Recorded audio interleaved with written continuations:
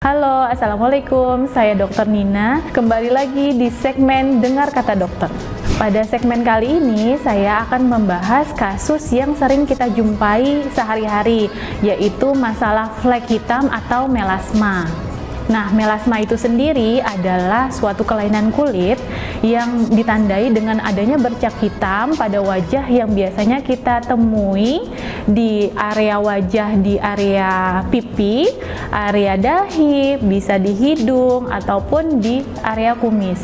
Dan bahkan bisa terjadi di area dagu, rahang atas, dan di lengan.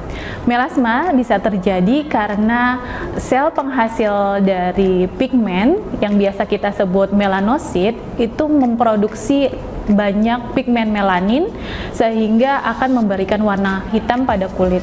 Faktor pemicunya biasanya disebabkan oleh paparan sinar radiasi, bisa radiasi matahari, radiasi sinar UVA maupun UVB, dan juga bisa karena faktor genetik ataupun faktor hormonal. Dan ada juga yang disebabkan oleh kesalahan dari pemakaian krim-krim yang tidak disarankan oleh dokter, krim-krim berbahaya yang dapat menjadi toksik pada wajah kita. Lalu bagaimana sih cara penanganannya jika terjadi flek hitam?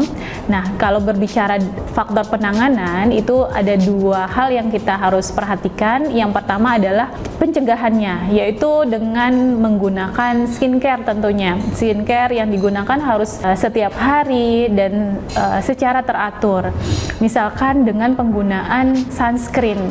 Sunscreen yang dipakai setiap hari dapat menangkal paparan dari sinar matahari, paparan dari sinar ultraviolet, UVA maupun UVB. Pemilihan penggunaan sunscreen harus sesuai dengan kebutuhan dan kondisi wajah kita. Penggunaan sunscreen tidak mengharuskan harus SPF yang tinggi yang bisa memicu masalah seperti kulit menjadi lebih berminyak ataupun rasa terbakar.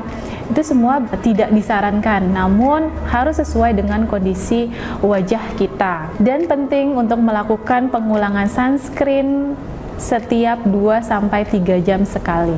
Nah, kalau sudah timbul bercak kehitaman di wajah kita, yang paling penting yang pertama kita lakukan adalah jangan panik. Segera lakukan konsultasi dengan dokter kalian, dokter yang memang mempunyai kompetensi untuk melakukan diagnosa dan treatment pada perawatan wajah.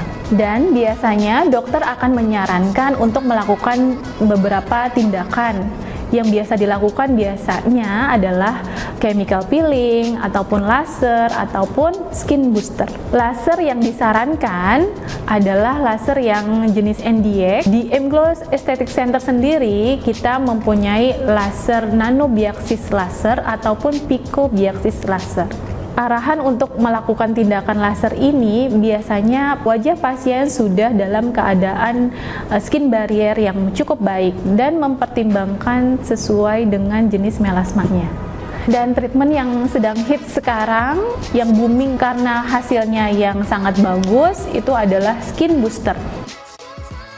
Di M-Glow sendiri ada menu skin booster dengan nama Skin Booster Premium Diamond Melasma, dan terdiri dari beberapa tahapan, yaitu dengan mikrodermabrasi, dengan pengangkatan sel kulit mati, kemudian dilanjutkan dengan anestesi selama 20 menit. Anestesi yang digunakan adalah anestesi topikal. Setelah 20 menit, pasien akan di laser terlebih dahulu, kemudian baru disuntikan cairan skin boosternya. Nah, di sini sudah ada beberapa pertanyaan. Saya bacakan dulu ya yang pertama ya. Yang pertama, dokter, saya sudah melakukan laser lebih dari 5 kali, kok flek saya belum kunjung hilang.